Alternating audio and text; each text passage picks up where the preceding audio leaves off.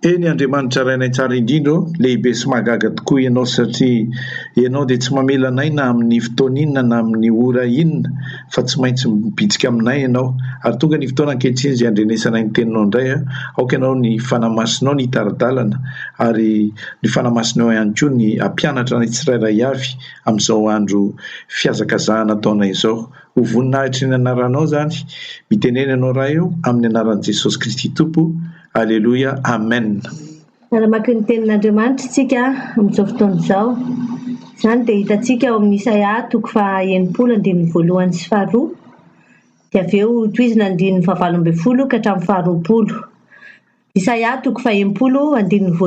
hatramin'ny 2 dia tohizako amin'ny 9:20 sy 20. Mivaky toy izao amin'ny anaran'i Jesosy. Mitsangana, mihazava fa tonga ny fahazavanao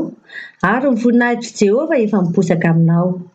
Fa indro ny aizina manarona ny tany ary ny aizim-pito manarona ny firenena, fa aminao kosa ny pisahan'i Jehova ary aminao ny sehoan'ny voninahiny. 9:20.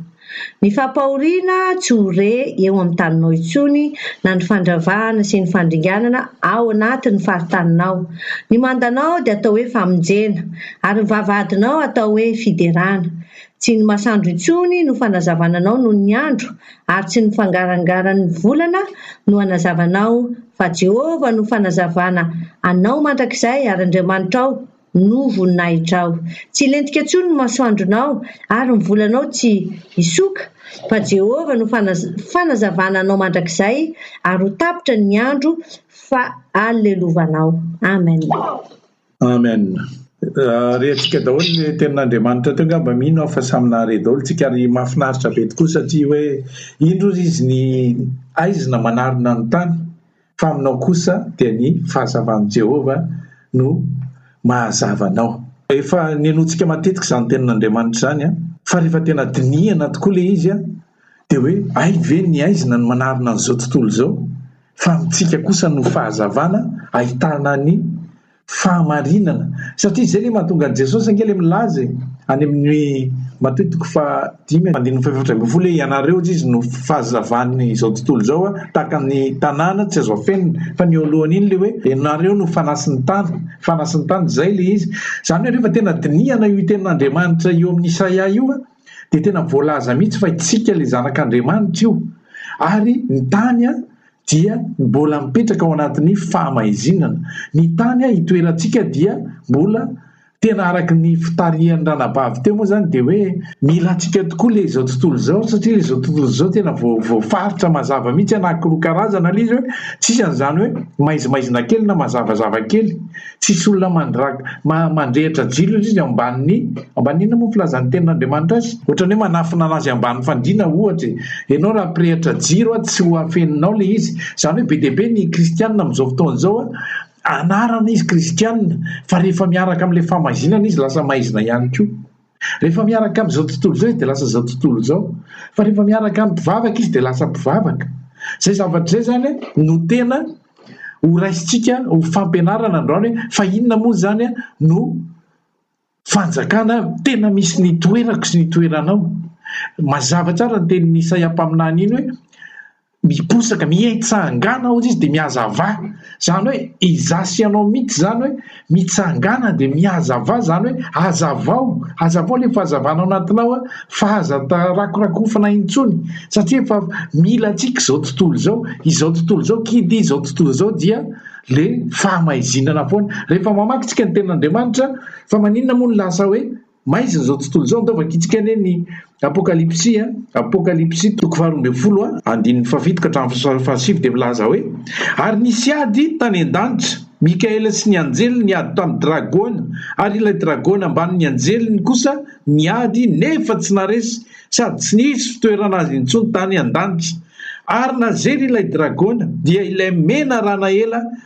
izay atao hoe devoly sy satana izay mamitaka izao tontolo izao ka nazera tamin'ny tany izy ary ny anjely koa nanaraka azy dia nazera taminy ary zay le nahatonga ny tany lasa hoe maizina satria izay no lazan'ny tenin'ny soratra masina hoe loza ho anareo ny tany ka ny 12 loza ho anareo ny tany sy ny ranomasina fa nazera any anareo le dragona ary miaraka amin'ny fahatezerana lehibe. Zany hoe izao tontolo izao izy ny teny soratra masina vakitsika teo hoe aizina mandrakotra ny tany ozy, aizina mandrakona ny tany, fa aminareo kosa ny mpisahany mazava. Izasy ianao mpisahany mazava satria maninona? Velona ao anatinao Jesosy Kristy tompo. Izaho ozy izy Jesosy tonga amin'izao tontolo izao ho fahazavana araka ny voalazan'i Jaona 5:5. Eo amin'izao tontolo izao dia fahazavana, ary zasy ianao le milaza fa hoe kristianina, kidy kristianina dia velona ao anatiny Jesosy Kristy, ary raha velona ao anatinao Jesosy dia ianao zany le fahazavana izao tontolo izao. Zao nefany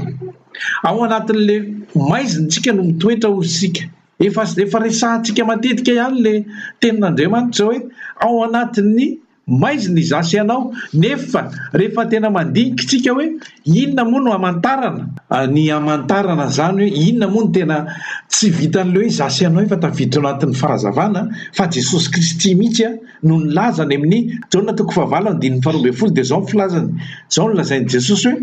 izaho no fahazavana izao tontolo izao, ary izahay manaraka dia tsy hitoetra amin'ny maizina, tsy hitoetra amin'ny maizina zay manaraka. Zany hoe mila manaraka zasy ianao. Ahoana moa no tena hamantarana hoe manaraka tokoa ary zasy ianao? Efa fantatra ny lazaintsika ary rentsika ombenimbeny hoe ahoana moa sinona hamantarana hoe nanaraka an' Jesosy ny olona anankiray. Raha misy ozy izy te hanaraka dia ahoana ozy? Luka 5:7 dia tsy maintsy handahany tenany izy. Ary tena lasa zany miezaka no se conformer amin'ny Jesosy. Asa raha tsapanao rehefa misy olona anankiray arahanao, rehefa misy mpihira arahanao, mpihira anankiray zany misy olona ohatran'ny hoe andeha ataontsika hoe mpanao baolina izy, mpanao baolina zany le vedety. Dia ianao fa tsy mahatsapa na amin'ny tany aiza na amin'ny tany aiza, tsy any Madagasikara fa na andafy na any amin'ny tany toerakafa. Rehefa ohatra zao ataoko ohatra fotsiny hoe Neymar zany, le olona rehefa tia Neymar, ianareo tsy mila manontany akory hoe ty olona ty maka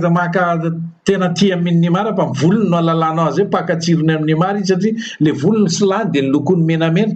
Rehefa ohatra koa ny olona hitanao hoe pakafian'ny Ianao dia ny silam-bolony ty ohatra ny solany. Zany hoe tsy mila manontany akory izy ny tena tianao, mpihira rehetra izy ny tianao, fa tonga dia hitanao eny amin'ny lalana alehanao iny izy hoe ty tena mpanaraka ny Neymar ty na mpanaraka ny le ramatoa iny. Dia zasy ianao koa tokony ho fantatra hoe mpanaraka n'izy zasy ianao, mpanaraka an'izao tontolo izao sa mpanaraka ny Jesosy. Zay zany ny zavatra tokony ho fantatsika hoe iza no arahantsika. Tsarovy tsara fa matoa Jesosy nivavaka mafy tamin'ny ray raha nilaza izy any amin'ny Jaona 7:7 hoe zaho ozy izy halan'izao tontolo izao, ary izy ireo koa dia halan'izao tontolo izao, fa zaho kosa mangataka aminao ray, tsy hanesoranao azy amin'izao tontolo izao fa ny erovanao azy amin'ilay ratsy.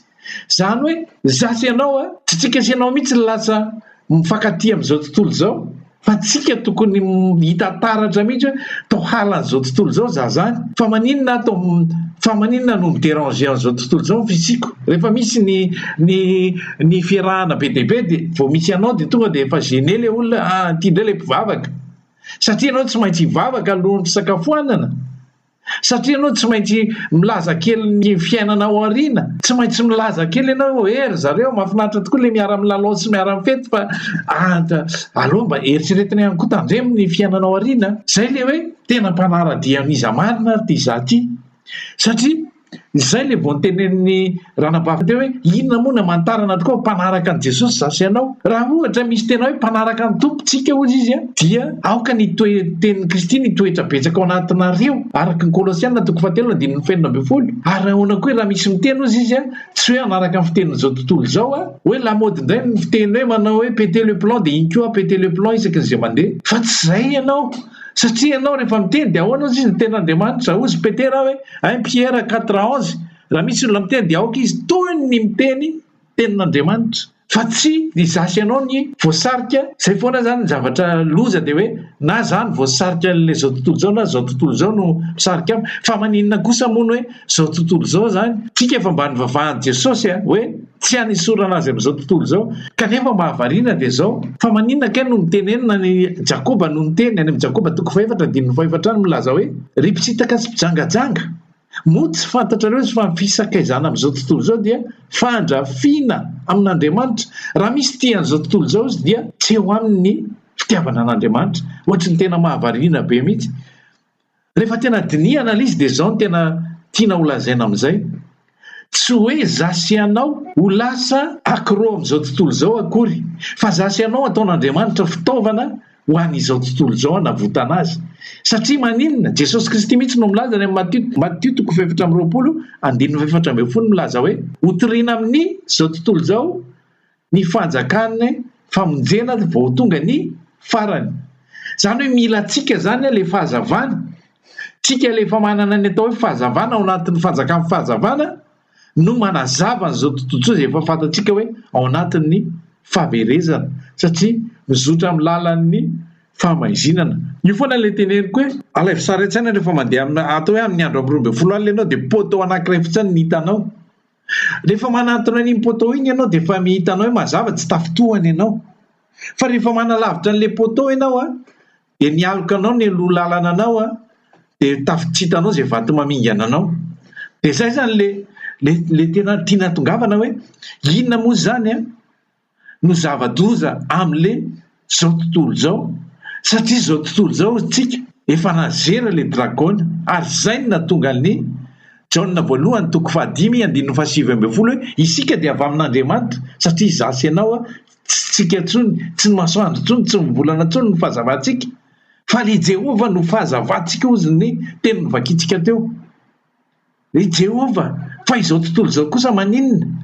1 Jean 5:19 dia milaza hoe sika dia avy amin'Andriamanitra ary izao tontolo izao dia mitoetra amin'ilay ratsy, mipetraka amin'ilay ratsy avokoa.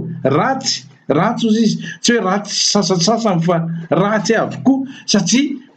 ao anatin'le fahamaizinana. Le Isaia 40:5 teo dia milaza hoe aizina mandrakotra ny tany. Zay le izy hoe ao anatin'le fahamaizinana tanteraka zany tsy ahitanao fahazavana mihitsy rehefa tafaraka amin'ny gentrisy, satria le resaka tena resaka hafa be mihitsy zavatra resahana. Zay le izy hoe ianao zany raha ohatra ka matikena masy dia tsy maintsy hipartisipe amin'le resaka, fa dia hoe mba atao fotsiny zany hoe ilana amin'le izy mba tsy hanontonao an'le sainao amin'le zavatra resahana, dia miataka ianao zany, miataka ianao amin'izay fotoana zay, mamafy ianao dia rehefa tsy meno izy dia miataka ianao, satria maninona? Misy influence ratsy io.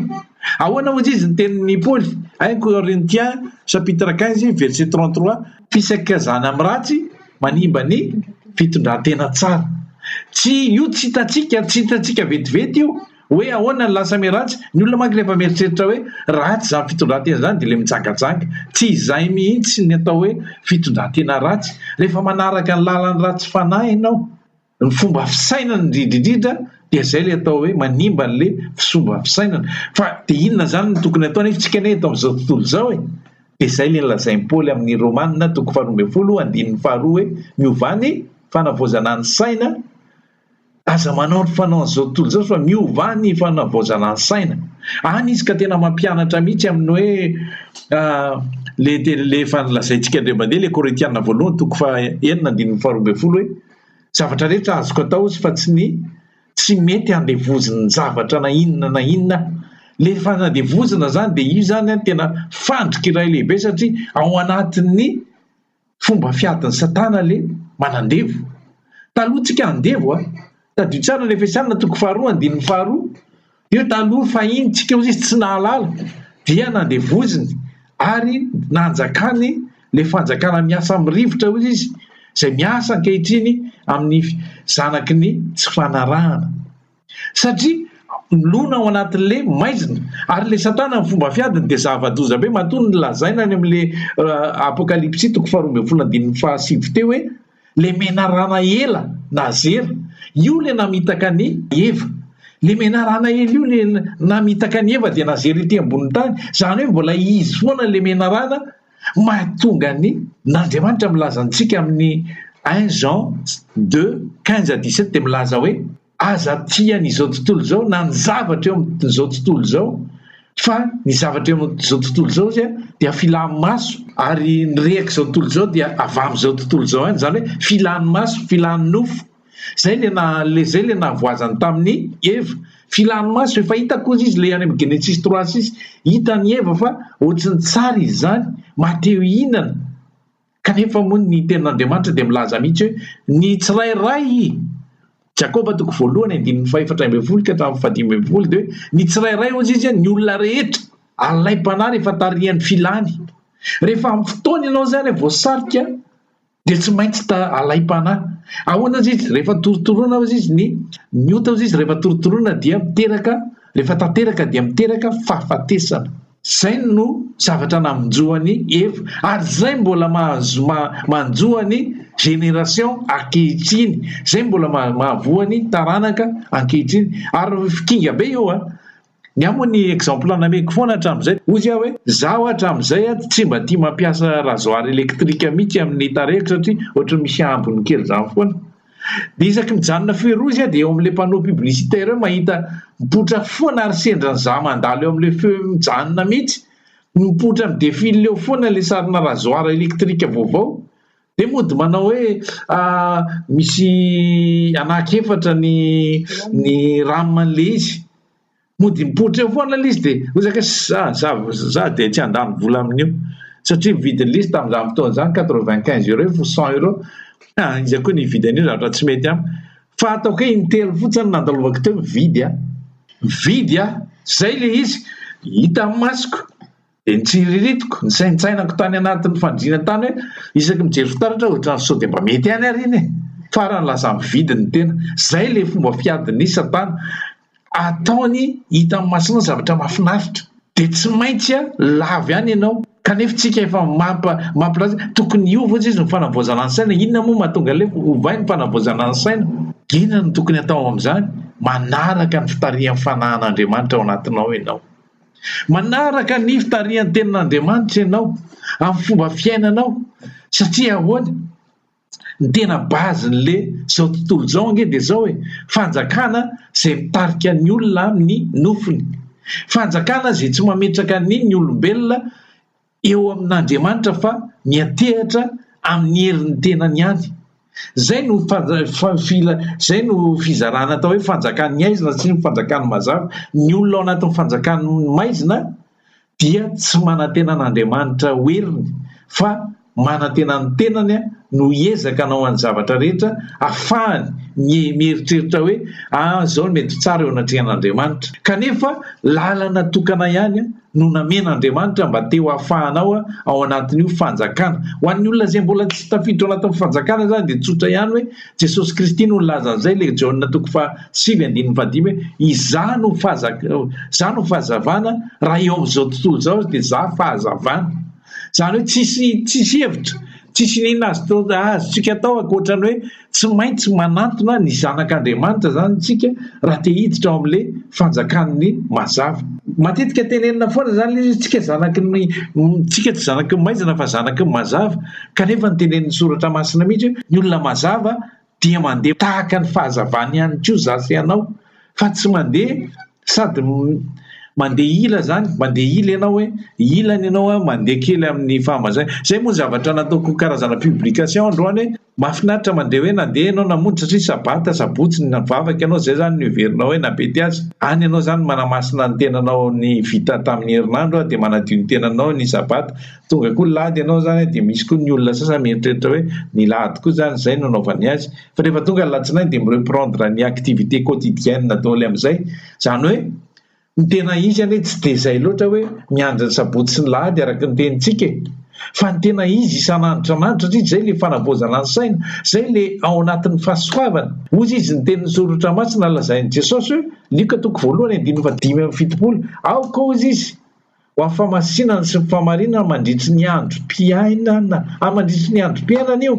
Zany hoe atolory zay le Romanina 12 hoe atolory ny tenanareo ho masina ho an'Andriamanitra isan'andro. Zany hoe tsy le andro ray iny ihany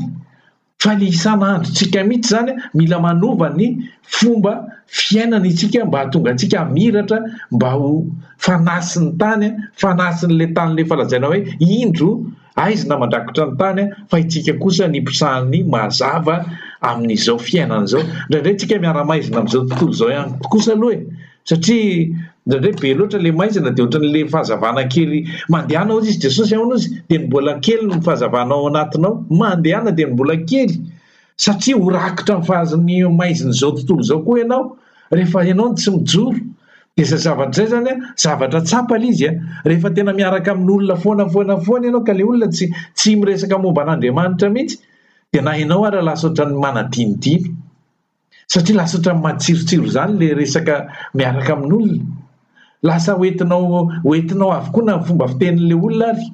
lasa findra aminao daholo na ny zavatra rehetra satria izay le izy. Mora kokoa anie ny mandoto no manadio mora kokoa na dia fantatr'ireo hoe fahafatesana. Tsarovy tsara fa ny kadradraka rehefa misy ny ronono mandry, misy reny Nestlé reny, alay fisaran-tsaina samy nahita an'izany tsika hoe anankiray izy miditra ao anatin'le Nestlé ka Nestlé miatire azy satria mamy dia hitan'izao hoe mamy le izy nefa ny tanany ary rehefa tsy afaka mamindra dia mbola mihinanao ihany izy mandra-pahafatana dia namany koa mahita le izy io efa maty eo le iray dia mbola tamy ihany koa hihinana satria hoe aiky matoa io ela be ao tsara zany eo dia miditra ao aby izy mianakavy dia tsisy hohanina ntsony mihitsy le Nestlé fa mandoina eo anao dia efa mihinana Nestlé misy hanina somatsara ka zay le izy hoe ohatr'izay koa le fahotana rena ohatrany manjoany eva mihitsy hoe io fa tena hita hoe fahotana zao hoe efa fantatra le izy hoe azy raha mihinana an'ity ianao dia ho faty. Dia nefa le satana mety hoe mahatsara le izy sady dia mampite hihinana dia izay zavatra efa fantatra hoe fahafatesana ohatran'le gadradraka efa hita hoe maty ny namany dia mbola mitsofoka ihany izy ary izay zavatra hoe mora mahazo atsika. Ahoana le lazaintsika indray mandeha farany le hoe Hébreu 12:1 manana témoin be dia be tahaka ny rao antsika ozy izy dia aoka itsika ozy izy mba hitandrina amin'ny ota mora mahazo atsika amin'izao fiazakazahantsika izao. Mora matombo tenenina izany ten'Andriamanitra zany a, mora azo ny ota tsika tsy afaky ny anakambo be na za tsy azon'izany satria zasy ianao atao amin'izao tontolo izao le maizina mora azo le fahamaizinana mbola ao ve le fahazavana ao anatinao ary raha ohatra ka ho avy tokoa ny tompo mbola ao tokoa ve le tena fahazavana sa efa mandehandeha tamy fotsantsika amin'ny kristianina atsika. Zay zavatra zay zany a zavatra tsara tena hoe hodiniana hoe inona zany ny tena tokony ho famindra amin'ny maha-kristianina eto amin'izao fiainana andro farany izao satria mora kokoa ny manadino an'le izy. Jesosy Kristy le nilaza n'iny any amin'ny Luka 1:20 le milaza hoe mitandrema ozy izy tsy ho vesaran'ny raharahanyizao fiainana izao izasy ianao mitandrema. Tsika moa tsy any amin'izany fifamamona tsy amin'izany ntsony na fijangajangana fa le tena hoe occupation be zany hoe lasa rempotra zany dia manadino ny ara-panahy fa ny ara-nofo ny lasa satria be ny problema iainana, be ny tsy fisiana, be ny zavatra rehetra mbola tsy ampy eo amin'ny fiainana dia lasa prioritera reny dia lasa maivana ny fiarahana amin'Andriamanitra. Dia izay zavatra izay tena mila diniantsika tsara hoe ay tokoa moa ntsika efa nampitandremana any amin'ny Marka 7:5-7 hoe mitandrema ozy izy tsy fantatra hoe ny atongavan'ny tompontrano na matinalina na amin'ny maraina maneno akoho na amin'ny andro atoandro zany hoe efa mampitandrina antsika sady ny tompo hoe mitandrema tsy fantatra reo na ny orana amin'ny fotoana satria zasy ianao repotra tokoa repotsika dia mahatonga antsika le dika leo tsy mamoany ao anatrihan'Andriamanitra tsika tsy araka ny sitrapolo le zavatra atao fa maninona le tenenina any amin'ny Luka 9:7 milaza hoe ireo ozy izy dia tao ohatran'le vona tsipy tao anatin'ny tsilo dia ny mody namoa ihany izy ozy izy fa rehefa zay voakejan'le tsilo rehefa nitombo noho ninona ozy izy zany zay le fa lazainy hoe noho ny fiarinarena sy ny fiahinan'izao fiainan'izao ary tsisy hoe ratsy anie zany fiahinan'izao fiainan'izao ianao mbola olona velona fa ny loza dia le tandremo sao hitambesaran'izany ny fonareo tambesaran'izany tena lasa hoe ataony devolo mireporepo amin'ny trosa amin'ny fitadiavam-bola amin'ny problema dia lasa negligé le ara-panahy tsy fidiny zany ny teny satria lasa mirotoroto mandeha makany amin'ny aiza nazahoako an'ity tsika nefa lazain'ny teniny sondroma sarotra ihany miaplike an'izy rehefa tsy araky ny fanahy raha manakanina sy tafiana dia aoka ny maninona azy ianina ny amin'izany ohatra mbola tsisy kristianina tanteraka an'izany afa-tsy ry zareo israelianina ry zareo zanak'Israely 70 taona no tsy solokapa tsy rovitra tsy hosolakandro tsisy ao fotsy tsy zay zavatra zany a ohatrany hoe fampianarana ao atsika zany hoe aza mirahan'le ty velany aloha fa tena raha le ara-panahinareo aloha vokisy malakilaky fa efa kaiky fa ataovy zay mahataitaitra anareo mitsangana mihazava sao de ataony Jesosy an'le hoe efa kely de mbola manana le fahazavana kely anao dia mandehana fa sao de tavelo eo ianao mainjina tratran'ny famaizinana tsy afaka intsony. Mila tatairina zany ny kristianina, mila tatairina ny olona hoe aoka ianao afana foana zay volalazainy Paoly amin'ny Romanina toko 12:1-1 hoe aoka mazotoa, aoka afana amin'ny fanompony ianao, aoka afana amin'ny fanompony. Aza ny eglizena mihitsy dradray le hoe mety tsy afaka androany, mety afaka androany, tsy no ity fiangonantsika ity fa any am'izay mampangetaetanao mihitsy ny tiako tolazaina am'izany hoe rehefa misy ny fotoam-bavaka mahaliana anao de tena atreo rehefa fotoam-bavaka satria tsy hisy fotoana araky ny io zany tena hoe vonjovojeny satria aoriana kely eo de efa tsy hisy tsony ny fiaraha-mivavaka an'izany, efa samborona am'izay zay mivavabavaka eo aoriana kely eo ka mila zany de zao anao de mila tia an'le mivavaka mba hatonga hoe rehefa ianao rery tokoa ny ao an-tokantranonao de tia mamaky boly sy mivavaka ianao satria tsy hisy tsony aoriana ny atao hoe fiaraha-mivavaka horavana hopotehana daholo ny fiangonana fa samy mivavaka samy rery any ka raha zao anao tsy zatra mivavaka rery de efa tavela zany ny dikan'izay tratra ny fahamazinana rakitro ny fahamazinana tsy kelikely eo le fahazavana kely eo anatinao ohatrany hoe misy labozy de ratokana l'izy de misy rivotra mitsoka tsy moramora de efa metsiketsika le afin'iny de rehefa me mahery le rivotra de maty am'izay de tsisy mandrehatra n'intsony tsisy fa zay ny tokony mahatonga atsika hoe mila tena mahafinaritra zany le izy hoe mila tena indraindray mavesatra ny le hoe de hivavaka za tena mahatsapa an'izany mihitsy hoe de hivavaka indraindray mavesatra le izy satria ao anatin'ny miainao anatin'ny fahamaizinana tsika misy maizina de le maizina no manakona na eno na andeha amaky baiboly ary ianao de le maizina ne misakana foana aza mieritreritra ianao hoe efa mandeha ho azy io zay le mifandrombaka zay le voalaza le Jesosy le mandra-pahatonga hatramin'ny andro na Paolo Batisa ka mandraika adino fandrombahana ary mpandrombaka makazy akeriny le Matthieu toko 1 de 12 zay angeny hoe fandrombaka ianao zany ao anatin'le kamo iny mihitsy ny tonga de mireagira be hoe zay fa misy satana matoa misy an'izay ohatry sakan'izay ao zay le raha fa alo am'izay hitsangana zay zany le tena fandehan'le izy hoe ao anatin'le fahatsapanao mihitsy ohatry malaindaina zany ohatry tsy teanao tsy te maka baiboly fa aloha raha riva aloha raha pitso de aza mieritreritra hoe noenao zay satria ny asan'ny satana dia asany mampiasa ny resaka ranofo ny nofo aneny baikony satana fa izy tsy miditra any amin'ny ara-panahinao nofonao ihany io ihany no ampiasainy hita maso io de zay mila contrenao satria zay le mahatonga ny tenin'Andriamanitra milaza ny Paoly milaza ny Galatiana toko 5:7 hoe mifanohitra ozy ny fanasy ny nofo ary tsy afahanareo manao zay sitraponareo le sitraponao te andeha amaky baiboly andeha mba amaky baiboly fa lava ny journéako androany tonga etam-pandrina de mba amaky baiboly any averitse kely anankiroa azy rehefa avy eo indray aloha anao andro sakafo ka aloha indray aloha anina eo satria ameny devolony contratant ianao hoe azadiny fa mbola misy an'ity fa zany mbola azo atao fa tsy mandositra ny baiboly io fa eo ihany io fa misy hery tsy fantatsika misy satria zay le hoe zao tontolo zao ane mipetraka eo amin'ilay ratsy avokoa mipetraka eo amin'ny herin'ny satana zay ny mahatonga ny Paoly mihitsy milaza tsika tsy miady amin'ny nofo amandrà fa le fanaratsy eny amin'ny rivotra zay mibaiko an'le nofo amandrà mihitsy io de zay mila fantatsika zanak'Andriamanitra hoe inona ny tokony atao mandra-piavan'i Jesosy dia tsy manadiny mihitsy tsika satria mba tokony ho falitsika hoe zasy anao ane le fahazavana zasy anao ane le tena tenain'Andriamanitra Jesosy Kristy nalaza niny hoe any amin'ny Jaona toko 12:2-3 hoe raha sandratra hiakatra any amin'ny tany sandratra hiala amin'ny tany aho izy de hitona olona maro anatona raha sandratra efa nasandratra izy efa nasandratra Andriamanitra eny tanakavanana izy de izasy anao zany le fahazavana tavela eto tany no mitondra ny olona maro zao ny zavatra aza adino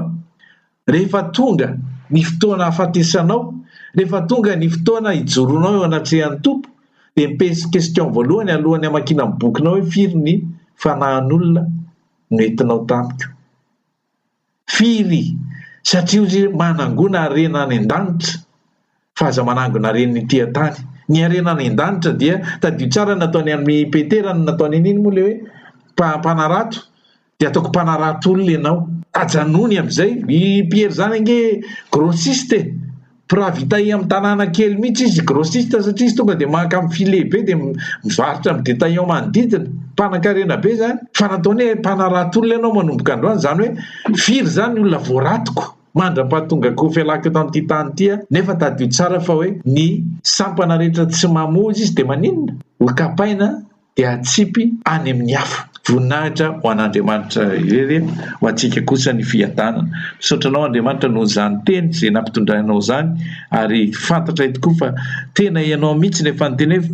ianareo dia efa tsy ny volana sy ny kitana intsony manazava anareo fa le Jehova atao anatinay mihitsy, satria fanahinao tokoa Jehova no atao anatinay. Fanahinao izay efa nilazanao hoe ianao dia ny fanahin'Andriamanitra ianao anatinay, araka ny Filipiana 2:17 hoe anao izay sitraponao sy ny fanirianao fa tsy izahay intsony. Dia aoka ho tanteraka izany aminay tsirairay avy, ary mba ho fitaovana mahery vaika izay, satria eto amin'izao tontolo izao zay tsy ho esorinao eto amin'izao tontolo izao, fa kosa ho ataonao fitaovana ahatanteraka ny filazantsara ho voaparitaka amin'izay manodidina anay. Voninahitra ho anao Andriamanitra, amin'ny anaranao Jesosy, amen.